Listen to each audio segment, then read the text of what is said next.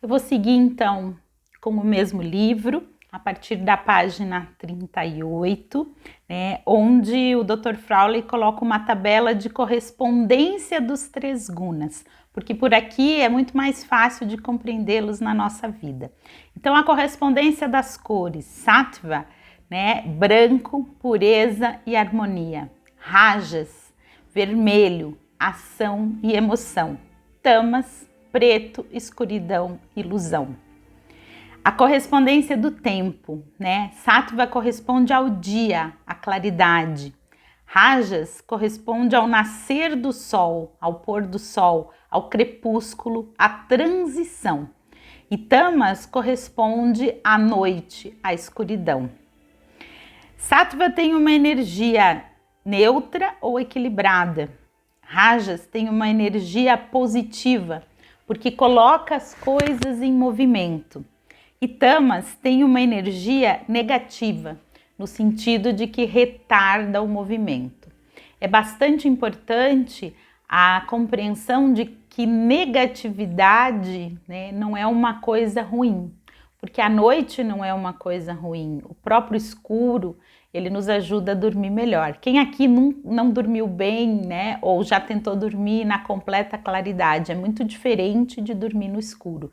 Então, tamas tem uma função, mas essa função ela precisa estar permeada de equilíbrio, e o equilíbrio vem a partir de rajas, né? Quando eu trago essa cor, esse vermelho, essa ação, essa energia para as coisas, eu me coloco diante do mundo. E só assim eu vou atingir esse estado neutro, equilibrado, né? De pureza, de tranquilidade, de harmonia. É só saindo da inércia, indo para o movimento, e ao mesmo tempo o excesso de movimento ele precisa de tamas para também lhe trazer um contraponto. Existe aqui também no livro uma correspondência de mundos, níveis cósmicos, reinos da natureza e dos estados de consciência. Sattva corresponde ao estado de vigília, é a clareza de quando estou acordado, é a percepção clara das coisas.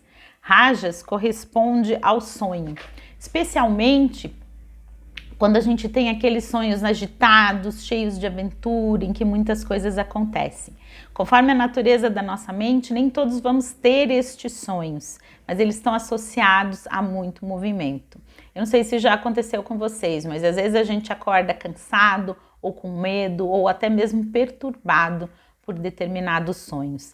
Eles também acontecem num estado não tão profundo, né, do nosso sono, e no estado profundo do sono vem tamas. Então, tamas corresponde ao sono profundo. Aqui no livro, a grafia, né, tá dizendo sonho profundo, mas eu acredito que seja um erro de grafia, porque no sono profundo nós temos a sensação de nada, ou melhor, não temos sensação nenhuma e nenhuma memória, mas a nossa consciência, ela permanece existindo. É um período de completa inércia, né? Esse sono profundo. E é esse estado que corresponde a tamas. É muito interessante porque, apesar do preto, escuridão, ilusão e negatividade, esse estado é o que nos renova muito mais do que quando o sono tem a característica de rajas. E normalmente as nossas ondas, né, elas vão se modulando e nós passamos por cada estágio do sono até o sono profundo e depois vamos retomando a consciência até o estado de vigília. Eu vou seguir com um pouco de leitura aqui, tá? De rajas advém a falsa ideia do mundo exterior como sendo real em si mesmo, o que nos faz buscar felicidade fora de nós e nos desviar da nossa paz interior. Rajas cria o desejo, a ilusão, a perturbação e o aborrecimento. Predomina no aspecto sensorial da mente, porque os sentidos sempre estão em movimento, à procura de diversos objetos. Enquanto permanecemos imersos na busca do prazer dos sentidos, caímos na instabilidade de rajas.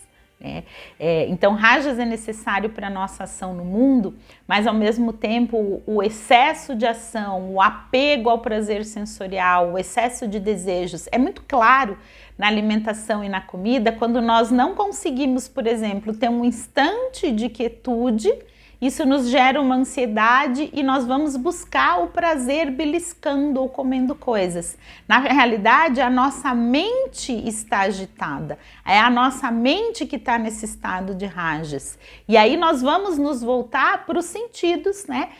O paladar é um deles, nós vamos nessa busca do prazer. Esse mesmo prazer que pode nos equilibrar em alguns momentos, quando ele é excessivamente voltado para fora, e é claro isso nesse momento em que estamos muito fazedores, né? Que nós estamos sempre em ação, sempre em movimento, o quanto isso nos coloca em instabilidade, o quanto isso nos coloca em desequilíbrio.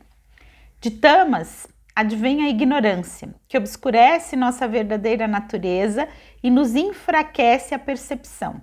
Por meio de tamas, aflora a ideia de um ego ou de um eu separado, pelo que nos sentimos sozinhos e isolados. Tamas prevalece na consciência identificada com o corpo físico, que é tola e limitada. Enquanto nossa identidade e nosso sentido de bem-estar são, sobretudo, físicos, continuamos sob o domínio de tamas. E aqui vem muito os nossos medos, o medo de ficar sozinho, o medo da dor, o não enfrentamento das situações da vida. Percebam que tamas é inércia, então quando eu me recolho e não me exponho, né, à vida, porque não me expondo eu me preservo, esse também é um estado tamásico. Sattva é o equilíbrio de rajas e tamas, combinando a energia de rajas com a estabilidade de tamas. Aumentando o sattva, a pessoa consegue a paz e a harmonia e volta à natureza primordial e ao espírito puro, no qual é libertação. O qual é liberação. Entretanto, o apego a sattva, bem como o apego à virtude, pode limitar a mente. Olha que interessante essa frase, o apego à virtude pode limitar a mente. Por essa razão, devemos nos empenhar em desenvolver sattva puro, que é a sua forma destacada, ou sattva não apegado às suas próprias qualidades. O sattva puro não condena rajas nem tamas, mas compreende o lugar deles na harmonia cósmica, que é como os fatores externos da vida e do corpo, cujo lugar apropriado é longe de nossa verdadeira natureza. Quando o sattva puro prevalece na nossa consciência, transcendemos o tempo e o espaço e descobrimos o eu eterno.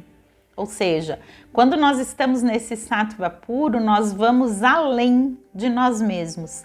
Essa é a percepção que eu citei, né, quando eu falo em olhar a vida de cima da montanha. Eu vou além de mim mesmo e das situações pequenas para perceber que existe um cenário maior e que faço parte, né, desse cenário maior. A alma recupera a sua pureza fundamental e se une a Deus. Quando desequilibrados, os três gunas realizam o processo da evolução cósmica, através do qual a alma se desenvolve por meio dos reinos da natureza, passando pelo nascimento e pela morte, pela felicidade e pela tristeza em diversos corpos. Percebam que dentro da filosofia que dá base a Yoga e a Ayurveda, existe uma ideia não religiosa, mas sim de espiritualidade, que inclui, né, a ideia dessa fonte divina, Deus, da divindade, e também a ideia de várias encarnações, né? O que é expresso principalmente no budismo como a roda de Sansara. A perspectiva reencarnacionista e de que estar numa vida, né, física encarnada, e percebam que para essa perspectiva o espírito ou alma desencarnado, ele ainda pertence ao universo material manifesto, em outros planos de existência, né, mais sutil, mas a existência sutil faz parte do universo material manifesto. Isso é uma coisa a respeito da qual a gente precisa pensar um tempo para internalizar. Ainda assim, né, assim como no Espiritismo, essa perspectiva é de aprendizado. A vida, né, a nossa vida, ela é uma experiência, ela existe para nossa experiência e aprendizado. O movimento dos 3 gunas é com término no que respeita à criação.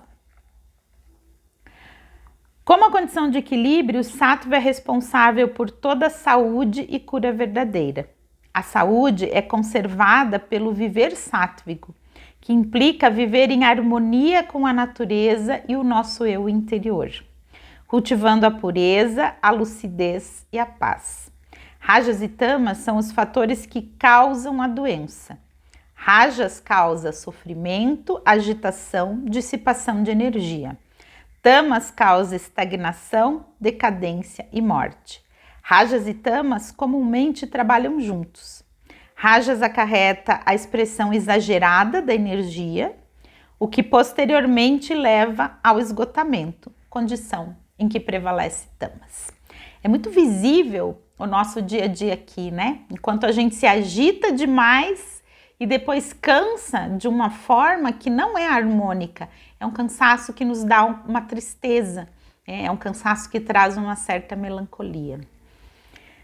Por exemplo, e aqui ele vai muito mais para a prática, comida muito condimentada, álcool e prazer sexual de início são rajásicos e estimulantes.